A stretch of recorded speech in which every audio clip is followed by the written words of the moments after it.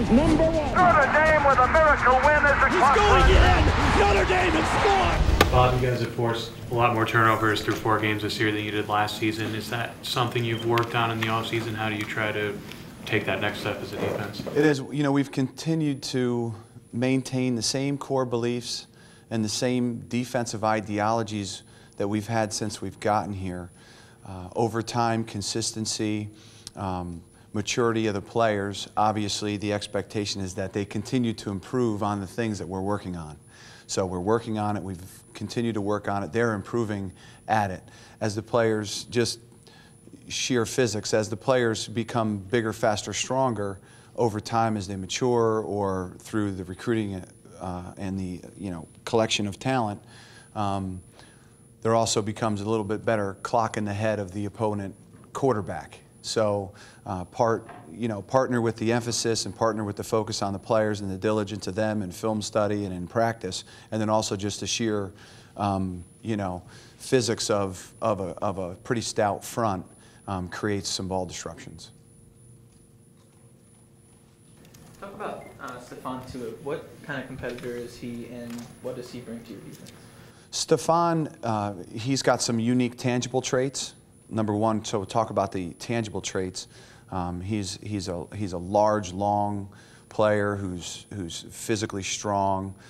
He's a big-bodied guy. If you just read his statistics on paper, and then you're shocked when you watch him run. He runs like a little guy. He's got a lot of foot action. He can change directions. He's an excellent athlete. He can bend and twist. So he's got a unique blend of tangible traits, coupled with the fact that he loves to play. He really loves to play. So he's got that intangible element of effort and intensity and passion in just that he loves to play football. So it's a unique blend.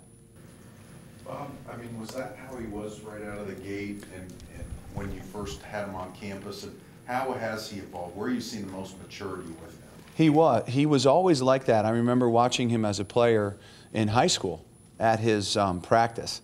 And he was fun to watch, fly around. He enjoyed his teammates. He enjoyed his coaches. He enjoyed practice. He's always been like that here.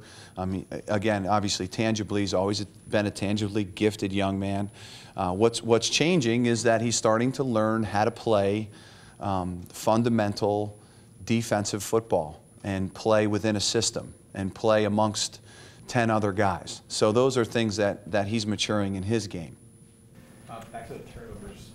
How much of an emphasis is that? I mean, BK talked on Sunday about that's the next step that championship defenses make when they start forcing mistakes. That's been at the top of your list since day one? I mean... No, Brian, honestly, I wouldn't say that. In terms of the list, defensively, we can't move too far away from really our core beliefs, which, I said when we first met, almost 3 years ago. And that's, we're interested in keeping the points down. So in keeping the points down, the next piece that produces points is big plays. So defensively, we got to be sure that we're constantly focused on eliminating big plays. After that, we try to analyze, that's within ourselves. After that, we try to analyze what the team, the opponent, does to produce points. So how are they producing points? So we can limit and keep the points down. After that, if I had to put an emphasis, if you forced me to, we're interested in attacking the football and creating ball disruptions. As you have success and keep the points down, are you more inclined, you as a defensive coordinator in your approach, are you more inclined to be more aggressive with some of the things that you do? This year is unique in that, for us, it may not be unique to other teams in the country, but for us, we've got a very young secondary. For multiple reasons, it was going to be a rebuilding year in the secondary anyway, and then a few other, poorly timed events happened that created an even more inexperienced secondary. So a lot of the thought process, Tim, goes into making sure that those guys aren't overly exposed. So for 2012, that's a big part of our thought process, allowing them to develop and not overexposing them. Are those young guys getting a little bit ahead of schedule? Oh, absolutely. Absolutely. And, they're at any given time, you know, I want to say there were 4 true freshman players in the secondary last Saturday. So, you know, we understand that, and we try to manage it, you know, appropriately, and they're improving. You know, we also a few years ago talked about success, and that, you know, you're trying to put on the barometer for success, your barometer on me. You know, we're measuring ourselves by the players getting better every day, players and coaches. So those players are definitely getting better every day. We went out to practice yesterday. Coach put together a nice spirited practice, and those secondary players improved yesterday. So we were pleased. Another true freshman doing exceptionally well early is Sheldon Day. You had him in the spring. Does he seem to have just a football intelligence that's maybe beyond an 18-year-old? He does. He has probably just a general intelligence that's beyond an 18-year-old. He's got a real,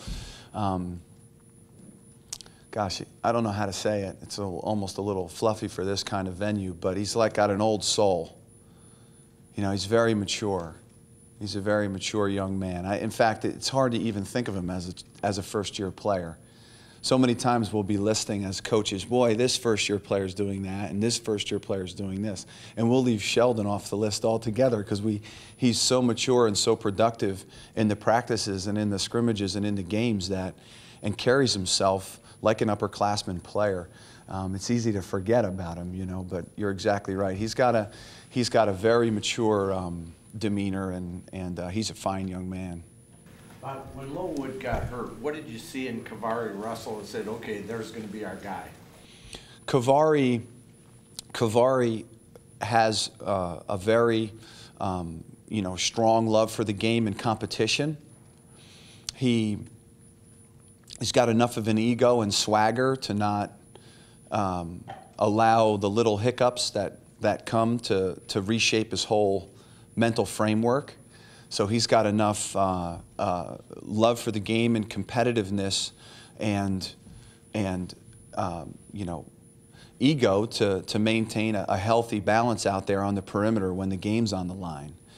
Tangibly, he's got good physical size, so that helps in managing his game. If rather than a smaller, underdeveloped, frail player that might be a very talented player, it becomes harder to manage that player in the games. We knew that we could call a few things to get Kavari through the game based on his tangible traits. And then, you know, really I was even more delighted to watch him move and change direction. He really looks like a top-flight corner. So, what's been his development from the Navy game through now? He's getting better in his fundamental footwork. His eye progression is much better. He can trigger on the runs better than he could. He had trouble kind of diagnosing when the runs presented and when the passes presented. So he's still at that kind of 100 level, not necessarily remedial, but 100 level eye progression. And then fundamentally, and footwork is improving too. Now, as it relates to the fundamentals of block destruction and tackling, those are things that as a young player he just needs to continue to work on. Your 2 safeties there, Zeke Mata has seemed to really elevate his game. He's almost come full circle, but Matthias wasn't even on the radar last year as on offense. What do you attribute their progress? I would say Zeke Mata is, you know, hungry and, you know, interested in being the very best safety in America. He may very well be. He's well on his way. He's focused his whole life, at least during this time frame. I'm sure he's a wonderful son and a heck of a friend and a strong student. But he's basically focused, you know, most of his energy on becoming the very best player he can be. So he comes to practice like game day. There's no moment of football preparation where he's not at 100%, 100 miles an hour, all the energy and passion he has. Walk through meetings, watching tape on his own, at practice, shorts practice, you know, articulated work, scouted work. I mean, he's just working on his game constantly, and it's paying off. As it relates to Matthias is one of our favorites because he's such a very interesting young man. He's got good body size and tangible traits. He can change direction. He's got good speed. He's got enough tangible traits to do the jobs. So the other piece at safety for us and how we operate, the player needs to be very bright and also not get too overly anxious or excited about things. Just be able to focus on that particular task at that particular moment. And that for him is a top flight trait. It's a top flight trait. And everybody around him his whole life has always been like that. If you ever get to a point where you're going to write a human interest piece on the Farley family, you'll enjoy it because they're a special family. You know, sister's like a supermodel, brother's was a Europe NBA player. His other brother is I want to say he's in the New York City Ballet, is one of the youngest members ever.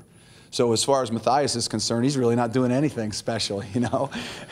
So, but he's an awesome young man, and I would say his intangible traits have allowed him to go on the field and produce, at least up to this point, better than the rest.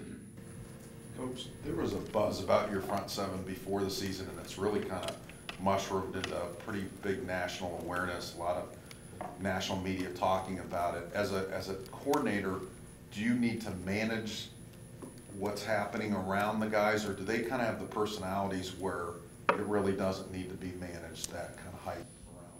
Yeah, that's a good question. I would say that that's part of what we do from the beginning, that we're interested in building a unit that loves each other, loves being with their teammates and coaches with their players. We're interested in building a player that understands that the minute that he decelerates and takes a second to pat himself on the back, somebody's going to pass him immediately by. We're interested in creating players and developing players that just love hard work. They bring the same energy to every task. We talk about it all the time. If they're sweeping the floor, they're attacking that job just as they would attack an opponent at 7:30 p.m. on national TV. That's an arch rival. They're going to be that way in their relationships. They're going to be that way when they're cleaning the countertop, and they're going to be that way when they're chasing the ball carrier. So in terms of, guarding against that kind of stuff, I would say that it's already, in our whole system, built into our unit DNA to not allow that. And then we just have to be sure we do a great job of sheltering each other from it. Talk a little bit about where Manti rates among the players you've coached and what separates him from other players?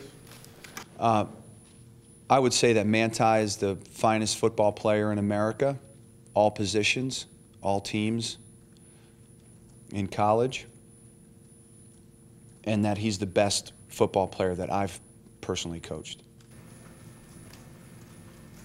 What makes him that player? Oh wow, we're going to be here a while. Tangibly, he's big, like a big inside linebacker at 250 plus pounds, and strong like that in terms of knockback hitting ability, block destruction, and knockback tackling ability. But he moves like a small guy. So you'll coach a player that may move as fast or quick, initially quick in the combat zone or tracking ball carriers and receivers, but that player's 210 pounds or 215 pounds. Now this is an athlete, God bless. This is an athlete that's 40 pounds heavier, 50 pounds heavier. Intangibly, bright, studies the game, driven. He's a unique blend of being able to be kind and good and courteous and warm and friendly when he's not inside the gates or inside the stripe. And then when he's in there, he's an absolute warrior. Some warriors have to pretend that they're a different way when they're not between the stripes. And some really good, kind, nurtured people have to pretend to be warriors when they're inside the stripes. He doesn't have to pretend in either arena. That's unique. I mean, I could just keep going on and on about what separates him from the rest. With the front seven, how has the development not only of Stefan but of Prince and Lewis helped in putting pressure on an opposing offense to maybe help force those turnovers? It's a monumental piece.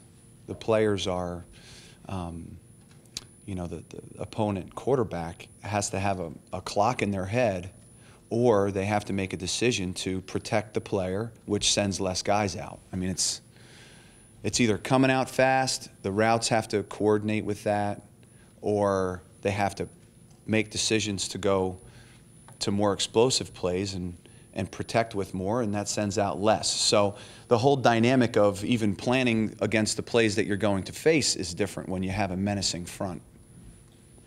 And their development is by no means, and I mean as a full defense. We prepare a cut-up after every game of the plays that cause losing or the plays that could potentially cause losing. And I mean, even on Saturday night, there were 16 plays on it. So we're in no way anywhere close to where we need to be, and we've got a lot of work to do. Those players are developing. Our players are improving, and our coaches are improving defensively every day. That's built into what we consider to be a successful day. But we're nowhere near, you know, where we want to be. This looks like as deep of a defense Notre Dame has had in a really long time. Where was that on your list of priorities as you were going through the process and building things up? You know, Coach Kelly puts the team together. So we work off of our directive from a recruiting standpoint. But obviously, you know, and it's his paramount belief that, and we all believe it, that if you don't have a great defense, you're going to lose. And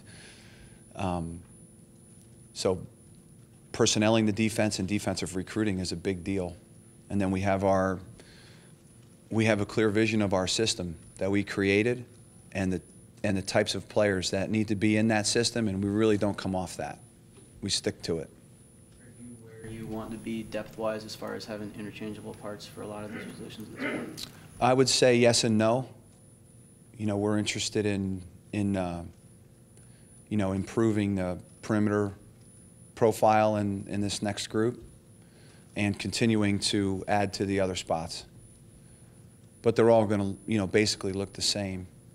When you think of depth, is it more we have somebody who can step in when Jamoris goes down or Lowe goes down, or is it just on a play-by-play like you have with the defensive line rotating guys through? Yeah, we like to do that. We like to do that when we can. We think it's better for everybody involved. Some players have, you know, do better watching a few plays and letting the game begin for them that way, and then coming in, you know, kind of coming in off the bench, so to speak. So we try to analyze not only the physical, you know, evaluation, but also the mental evaluation and psychological evaluation of that sets our rotation patterns. And from a position depth standpoint, you know, a big part for us, which is starting to get a little bit better, is that when the positions roll themselves out of the tunnel, we'd like them to all look the same. When the outside backers roll out, we'd like them to look the same. When the D-line rolls out, we'd like them to look the same. And when the, you know, corners roll out, we'd like them to look the same. So. I know Coach Elliott, you had a history with him. How has he helped you, or are there ways that he's helped you to be a better coordinator being around him now? I would just say that, you know, as a defensive staff standpoint, the 6 of us together, including the 2 graduate assistants, those 5 guys are doing such a fantastic job. Mike Elston, Kerry Cooks, Bob Elliott, Josh Reardon, Corey Brown, they're doing such a great job. There's one shared vision. We're constantly trying to turn over different stones. Each guy is a player's first guy. So we think about the players first, what they can do well on a daily basis, what they need to hear that specific day. So I wouldn't single out any one particular person. They're just all doing a great job. I bring him up because you played for him and have a history. I wondered if he was able to mesh an insight with you, kind of bridging the gap from your playing days to now being a coordinator. I wouldn't say anything specific, but I also don't want to minimize his impact and role He's been just absolutely great. He's got a wealth of experience with however many years, 35 years in the business, and however many years as a coordinator. He's had #1 defenses in the country, or top 10 defenses in the country, and coordinated from that. And along with, like I said, Mike Elston and Coach Cooks and Bobby, you know, we get together in the lab and just start, you know, trying to make sure that we're asked the players to do things they can do, and try to put our puzzle pieces in the right spots on a week-to-week basis. Coach, after the Michigan State game, you referenced the defense was playing like Freddy Krueger. Could you explain to us what playing like Freddy Krueger means? I didn't reference that to the media. I haven't had any media conversation. When I was talking to the defensive unit, I was talking to them about the style at which we're interested in playing, and you know, that would be between myself and the defensive unit and the defensive coaches. You mentioned I don't know, Brian, where that would have come out or come from. there was a video on our site after the Michigan State game. I think it was Michigan State, was it? Oh, I got you. Something from our locker room. Correct. That's a shame. You mentioned how you feel like you've got a lot of work to do, and I think people who watch the last couple of games and see 9 points would say you're pretty close. What are some of the, I guess, areas where you feel like you do have a lot of work to do, whether that be just fundamentals or, you know, rotation or developing more depth? What jumps out to you when you say we've got a lot of work to do? Yeah, I would say it begins with fundamentals. I would say just on a play-to-play basis, you know, understanding in pass coverage, you know, the fundamentals of body position and relationship to the routes, and the different core concepts that we have in our zone and man, the different fits and block destruction, tackling, angles and tackling. There are stuff to get coached on a you know, pretty much a regular basis. Just because the player didn't throw the ball to the guy that was open, that, you know, you're watching the ball on TV or you're watching the ball in the stadium. We're not. We grade every player, every play, every day. So it doesn't mean he wasn't open. He was open. He just didn't throw it to him. So we've got to try to get him to be not open. In terms of just last week, is that close to almost exactly what you wanted against Notre, and kind of what the pressures that he creates for a defense? That Michigan offense is an awesome offense, and the players really did a great job. And the Michigan players fought hard. You know, credit to Michigan and Michigan's offense. Credit to Denard. Denard is the most electric offensive football player there is. He's spectacular, and you have to defend from sideline to sideline, from the line of scrimmage to the end zone, because they can attack at any moment, triple option style, any of those windows, from basically behind the center all the way to the perimeter. He has basically three options on almost every play. And he's got the arm strength to vertically stretch the field, and the players to do it too. So they're a spectacular offense, and we were pleased with how the game went, obviously, and at the same time, we surely also had a lot of things to correct. I'm sure they're watching, saying, hey, look at these missed opportunities here. So it goes both ways.